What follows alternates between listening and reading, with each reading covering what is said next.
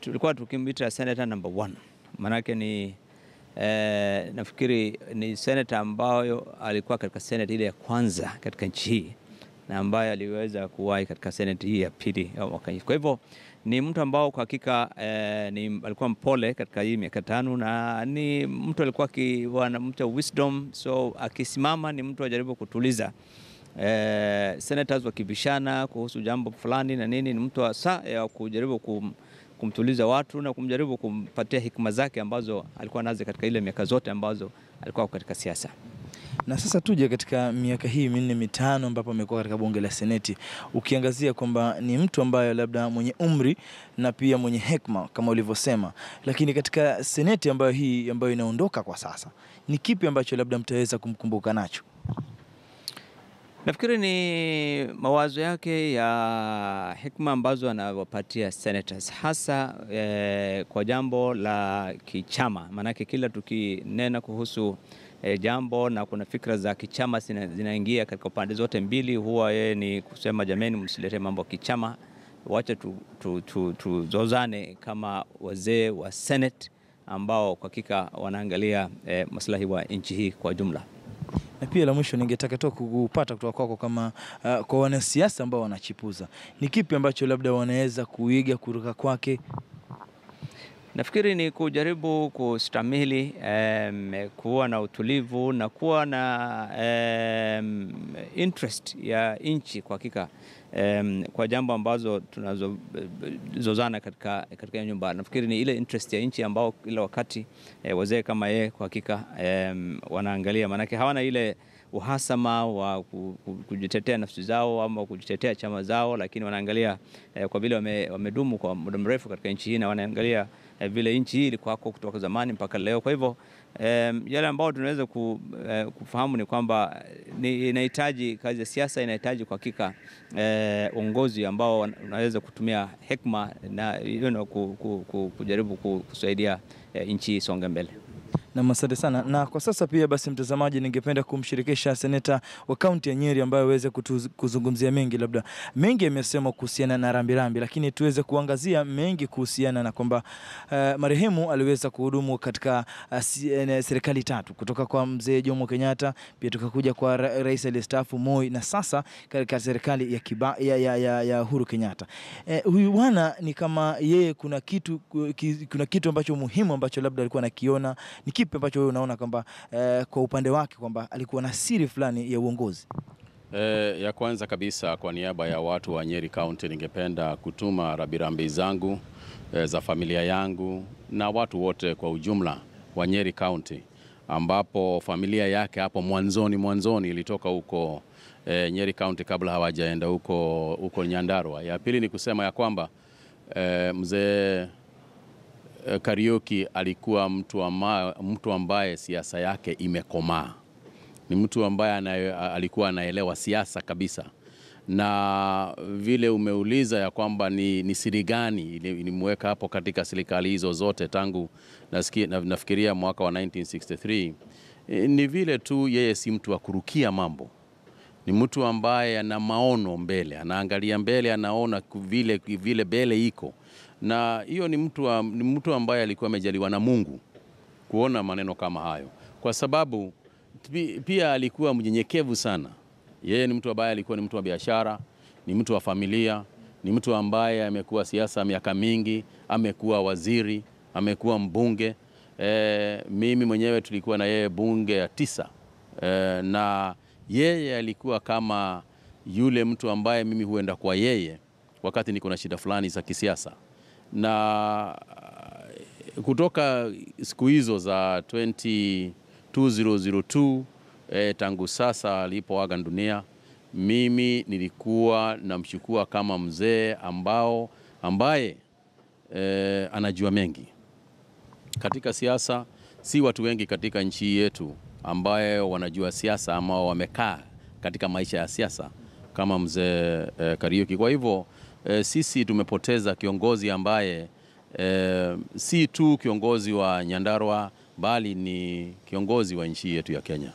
Na labda pia tuje katika siasa za kaunti ya Laikipia. Tunafahamu kwamba alikuwa hawezi kusimama tena, likishasema kwamba hataweza kusimama katika kiti cha useneti, lakini tukiangalia katika kaunti ya Laikipia sasa ndio labda watu wengi watakuwa na muri kuona ni nani atakayechukua uongozi na kuweza kudumisha zile sifa ambazo zilikuwa katika kaunti ya Laikipia. Sorry, nilikuwa nimekosea. Nilikuwa nasema rambirambi zetu ni kwenda kwa watu wa Laikipia, si watu wa Nyandarua. Lakini katika wajua Gigi Kariuki alikuwa, ukisema siasa ya Laikipia na Gigi Kariuki ni kama unasema kitu kimoja. Manake amekuwa huko miaka mingi sana. Na yeye si mtu ambaye wa kuamka siku moja kusema tuchague mtu fulani. Yeye ni mtu wa kusema wacha wananchi wenyewe wajichagulie yule ambao wanaona ndio mtu yule ambaye wangetaka wenyewe. Lakini vile alikuwa nasema kila siku ni kwamba tafadhalini mchague mtu ambaye si anasimama ndio ajitafutie yake mwenyewe, lakini ni mtu ambaye atasimama asimamie wananchi. Haya ni mtu mwenyenyekevu, ni mtu ambaye anapenda wananchi, kuwapenda watu, kwa sababu Wakenya wanakosea sana siku hizi kuchagua mtu kwa sababu ya pesa, kwa sababu ya ile ingine, bila kuangalia yeye wanaona atafanya kazi gani akiingia hiyo bunge.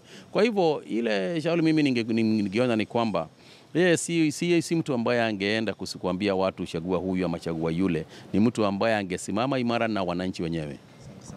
Na mshukran sana kwa muda wako. Na mtazamaji, ni sifa kedekede ambazo ameweza kumiminiwa marehemu Seneta Gigi Kariuki kuhusiana na historia yake na siasa za humu nchini, na bila shaka basi ni pigo sutu kwa kaunti ya Laikipia ila kwa taifa nzima.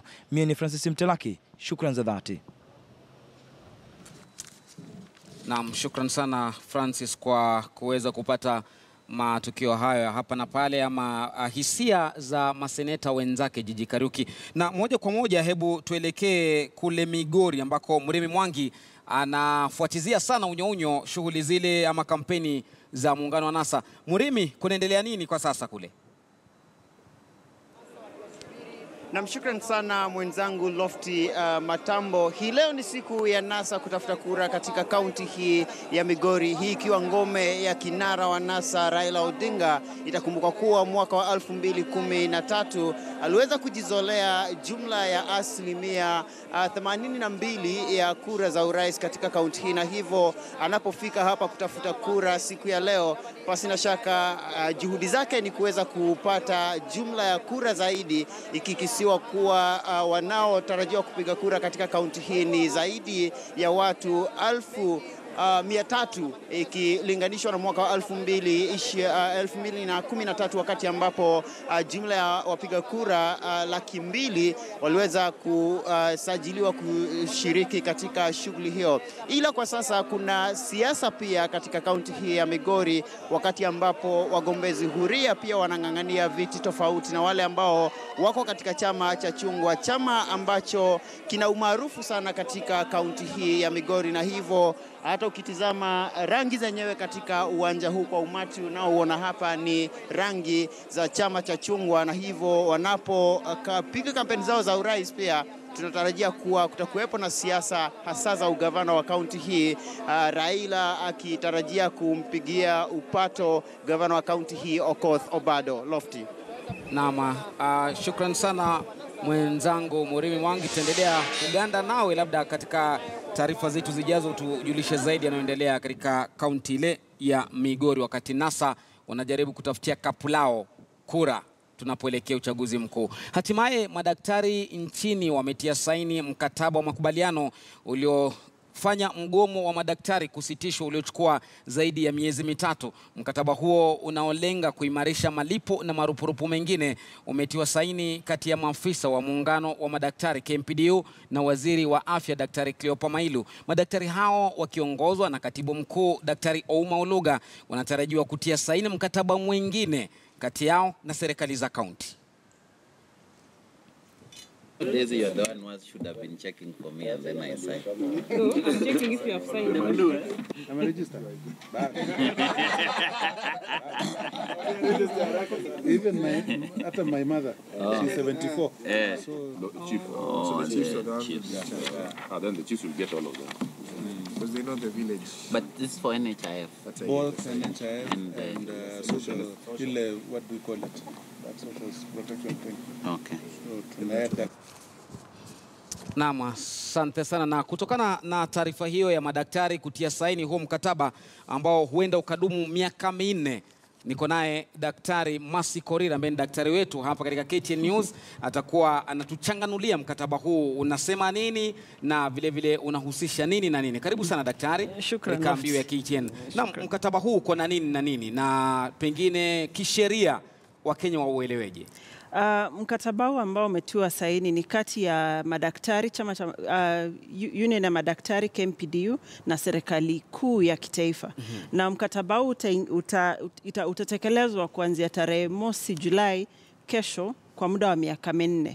Lakini kabla ya mkataba huu kutekelezwa lazima ikuwe registered na ndio ili iwe sheria ambayo inawaleta pamoja serikali kuu na madaktari, na utakuwa kwa muda wa miaka 4. So bado kutiwa saini ni hatua moja tu, lakini sasa hatua ya kuikamilisha ni ya kwenda kuisajili. Kusajili, utasajiliwa wapi na lini na nani?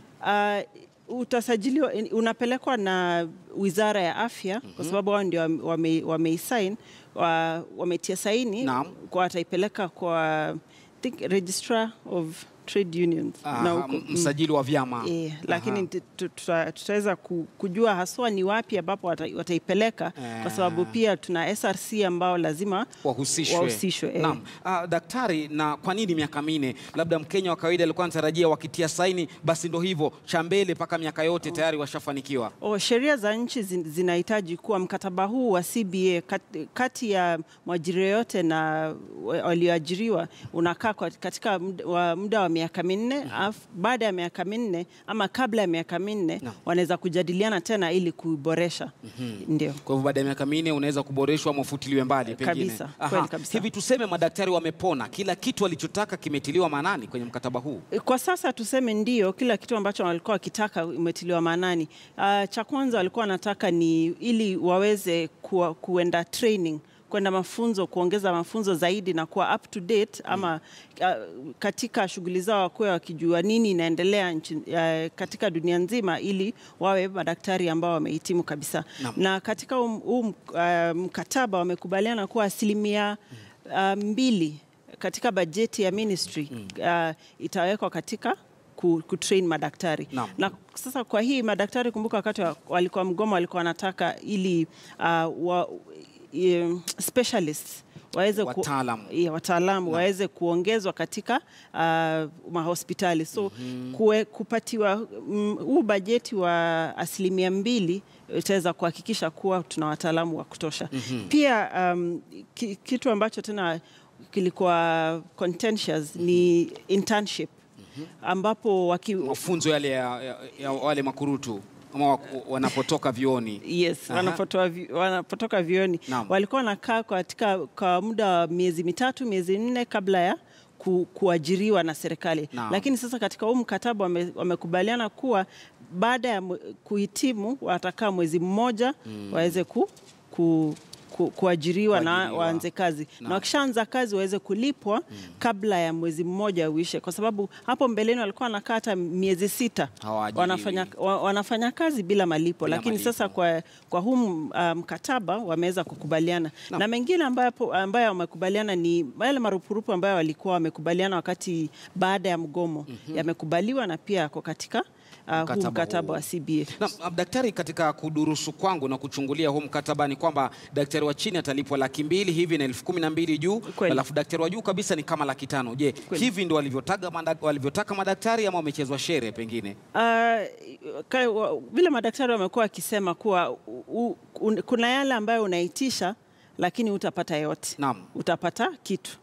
Na sasa hiyo 212,000 walikuwa wanataka iwe 350,000 lakini wamepata ikaja 200,000. Ikaja 200,000. Kwa hivyo unaambiwa lenga juu ili ugonge wastani. Kabisa. Kwa hivyo wakaletewa pale chini kidogo. Kabisa. Labda ya kuwatia moyo ni kuwa kabla ya miaka 4 watajadiliana tena wakubaliane ili kuboresha, labda baada ya hapo watafika ile kiwango ambacho walikuwa wanataka. Na tukimalizia, pengine huu mkataba ni kati ya madaktari na serikali kuu. Je, serikali za kaunti zinakubaliana nao ama zina usemi gani, na ule ambao tunatarajia kwao utakuwa namna gani? Tunatarajia kuwa serikali za kaunti watachukua huu mkataba, kwa sababu kumbuka, serikali kuu ndio ambayo ina set standards ambazo serikali za kaunti zinafaa kufuata. So tunatarajia kuwa serikali za kaunti pia zitaweza kuchukua huu mkataba vile huko ama kuboresha, kwa sababu wakiboresha wataweza kuwafutia madaktari waweze kuwafanyia kazi kule. So vile madaktari wanatuambia ni kuwa wanatarajia kuwa wiki ijayo wataweza kuketi chini na serikali za kaunti zote 47 waweze kutia saini kile ambacho tunaita recognition agreement na huu mkataba, ili at least tusipate migomo tena katika sekta ya afya. Naam. Shukran sana, afueni kwa madaktari. Madaktari wamepata tiba, wampata dawa, au sio? Unajua pia mmoja wao tabasamu lako si la bure. Asante sana na daktari wetu, Daktari Mercy Korir, akiweza kuchanganua mkataba huu ambao umetiwa saini leo kati ya madaktari na serikali ya kitaifa. Niruhusu mtazamaji nimeze mate kidogo, usiondoke, taarifa bado zipo.